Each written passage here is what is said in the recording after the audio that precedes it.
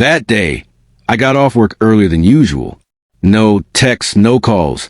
I just decided to head home, thinking it would be nice to surprise my wife. Maybe we'd have dinner together, talk for a bit, and enjoy a quiet evening. Just something simple, something normal. But as soon as I stepped inside, I heard laughter, loud, careless laughter, coming from the living room. I paused near the entrance, staying out of sight, curious about what was so funny. Then I heard her voice. "Girls, let me introduce you to my personal doormat." Laughter erupted again. My stomach twisted. He does everything I want, pays for everything, never complains no matter how much I spend. Honestly, I could probably tell him to lick the floor, and he'd still ask if I needed anything else. More laughter. My grip tightened around my keys. My first instinct was to step in, say something, demand an explanation. But I didn't. I stayed right where I was. I kept listening. "You think I'm joking?" she continued. "Last week, I told him I wanted to go to that spa retreat. You know, the expensive one. I just mentioned it casually over dinner, and the next day, boom, he booked it without even thinking. He's so easy to manipulate. I don't even have to try." She sounded proud, amused, like this was all a game to her. One of her friends chimed in, "You're so lucky. I wish my husband was that easy." My wife scoffed. "It's not luck. You just have to know how to control them. Make them feel guilty. Act sweet when you need to. Throw in a few fake tears now and then. Works every time." Another round of laughter. A clink of glasses. A toast to her so-called brilliance. I leaned against the wall, staring at the floor. Everything she said played over and over in my head. Every sacrifice I had made, every effort I had put into making her happy. It had all been a joke to her. I wasn't a husband. I was a walking wallet, a tool to be used and mocked behind my back. And the worst part? It wasn't just her. Her friends knew. They laughed about it. Something inside me shifted. I wasn't going to barge in. I wasn't going to argue. I wasn't going to give them the satisfaction of seeing me react. Instead, I turned around and walked out. I got back in my car, gripping the steering wheel as my mind raced. Everything I had given her, my love, my time, my hard-earned money, meant nothing to her. And now, I had a decision to make. Not an emotional one. Not an anger-fueled reaction. A real decision. One that would change everything. But one thing was clear. This doormat was done. I didn't go back home that night. Instead, I drove aimlessly, letting the reality of what I had just heard sink in. I refused to react with blind anger. That would be pointless. She didn't respect me. She never had. If I wanted out of this, I had to be smart. So I found a cheap motel and booked a room for the night. Sitting on the bed, I pulled out my phone, not to text her, not to argue, but to start making notes. Not about my feelings. Those didn't matter anymore. I needed a plan. Step 1. Proof. I wasn't going to leave myself vulnerable. I needed to document everything. Every insult, every manipulation, every way she had used me. I had never recorded our conversations before, but now I started.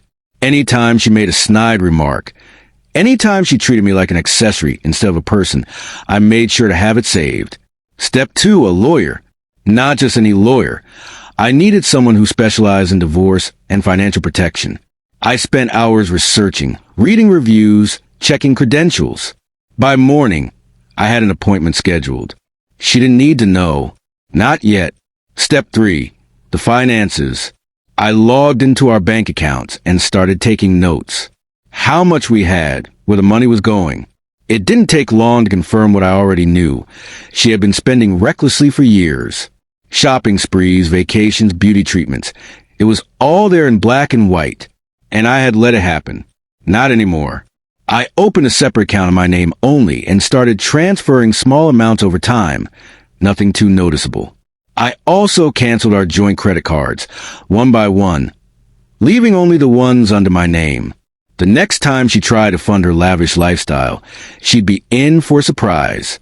Step 4, the act. When I finally walked back into the house, she barely looked up from her phone. "Where were you?" she asked casually. "Work kept me late. I lied. She didn't question it. She never did. As long as I kept paying, she didn't care where I was. That worked in my favor. Over the next few weeks, I played my role perfectly. I still smiled, still nodded along when she made another selfish request, still acted like the obedient husband she thought I was.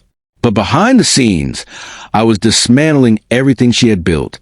Passwords were changed. Beneficiaries were updated. Her name was quietly removed from as many assets as I could manage. I even started looking for a new place. Something small, just for me.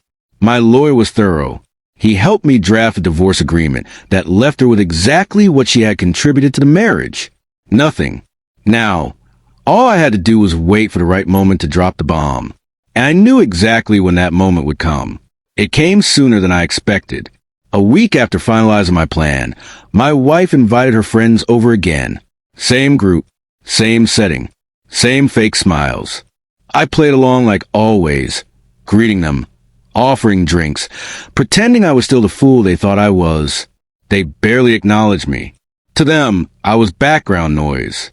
That was fine. Tonight, they were in for a show. Halfway through dinner, she did exactly what I knew she would. "We should do another girls' trip," she said, swirling her wine glass. "Something bigger this time. Maybe Europe."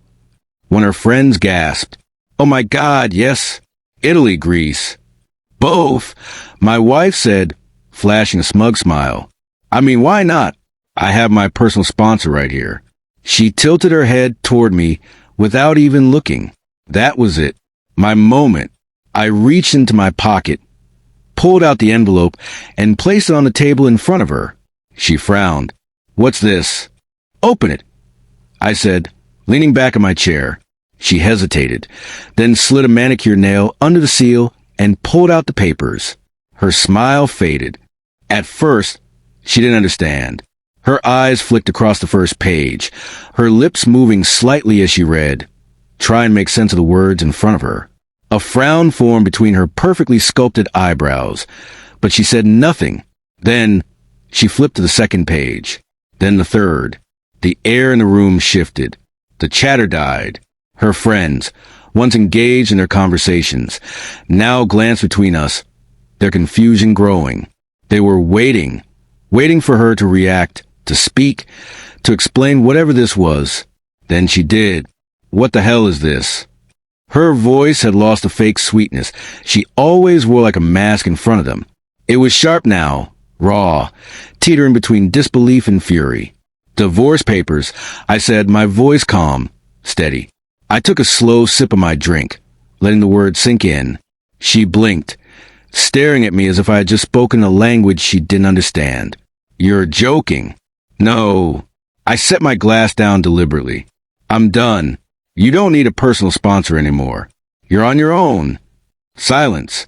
Her friends shifted uncomfortably in their seats. Some covered their mouths, their eyes wide with shock, while others barely concealed their amusement. No one was laughing in her defense this time. She looked back at the papers, flipping through them with frantic fingers, as if searching for some loophole, some mistake.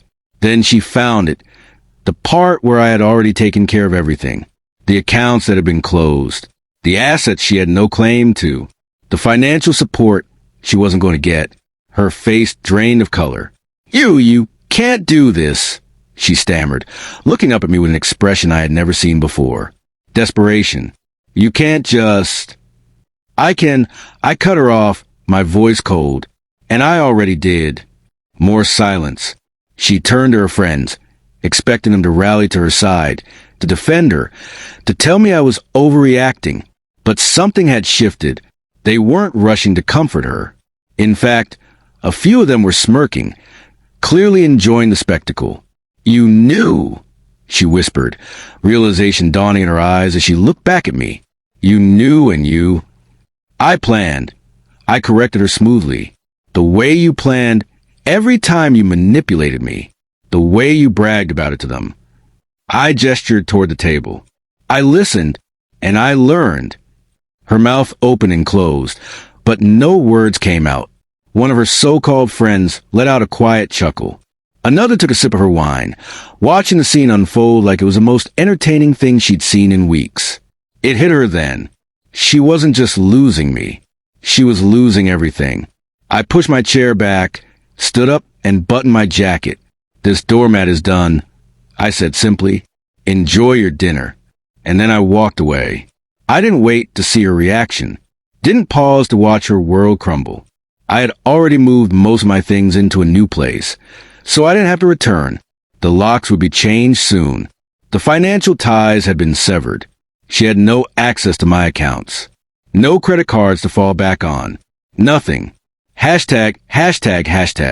The calls started the next day. At first, they were furious, screaming, cursing, demanding that I come back and fix the mess I had created. I let them go to voicemail. Then came the texts, threats, guilt-tripping, the same manipulative tactics she had always used, thrown at me in rapid succession, as if she believed one of them would still work. They didn't. And then silence. That was when it hit her. The next time she tried to use her credit card, it was declined. When she checked our joint account, it was empty. When she called the bank, they informed her, politely but firmly, that she no longer had any authority over my finances. Her entire world, the comfortable life she had built off my back, was crumbling. She reached out to her friends, expecting sympathy, but instead of support, she found indifference. The same women who once encouraged her to use me, who laughed with her at my expense, were nowhere to be found. In fact, they seemed entertained by her downfall. Screenshots of their group chat made their way to me later, courtesy of someone who clearly wanted me to know the truth. Asterisk. She really thought she could live off him forever? Hilarious. Asterisk. Serves her right. She treated him like trash and now she's paying for it. Asterisk. If you're gonna milk a guy, at least don't humiliate him while you do it. Asterisk. They had never been her real friends.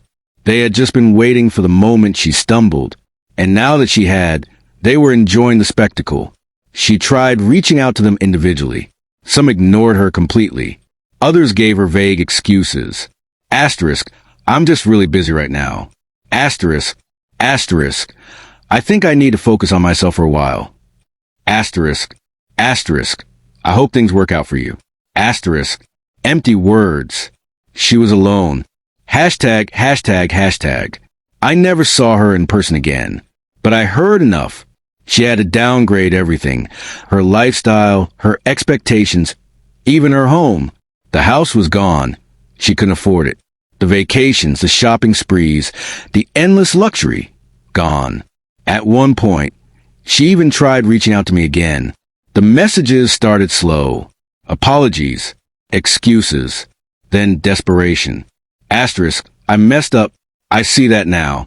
Can we just talk? Asterisk. I don't need money. I just need to understand why you did this. Asterisk. Please answer. I'm struggling. Asterisk. I read them, and I ignored them. She had made it clear what I was to her. A resource. A tool. Nothing more. And now that resource was gone. Ignoring her messages wasn't difficult. What surprised me was how quickly I adjusted to my new reality. For the first time in years, I wasn't constantly drained. I wasn't constantly pressured to provide for someone who saw me as nothing more than a convenience. I woke up in my new apartment, a small but modern space. Nothing extravagant, just mine. No designer decorations I didn't choose. No pointless luxury items cluttering the place. Just simple, peaceful solitude. I threw myself into work, not as a distraction, but because I wanted to. Without the stress of walking on eggshells, I felt sharper, more focused. I reconnected with friends, real friends. One of them, a guy I had known since college, laughed when I told him about the divorce. I always wondered why you put up with her, he said. It's like watching someone keep pouring water into a glass with a hole in the bottom. He was right. I had spent years trying to fill a void that could never be satisfied. Now, I didn't have to anymore. Hashtag. Weeks turned into months. Life moved on. I moved on. And then one evening at a cafe near my office, I saw her. Or rather, she saw me. She hesitated before approaching, her usual confidence stripped away. No designer bags. No flashy jewelry. Just a woman who had been knocked down by reality. "Hey," she said, giving me a weak smile. I'd been meaning to reach out. I didn't respond. I just let the silence stretch. She sighed. "I just wanted to say I was wrong about everything." I tilted my head. "Everything?" She swallowed hard. I treated you badly. I didn't appreciate what I had, and I see that now." I let out a short breath. Not quite a laugh. Just a reaction. "Took you long enough." She flinched. "I miss you," she said finally. "I miss us." There was never an yes. I said, "There was you, and there was me, the guy paying for everything while you mocked me behind my back."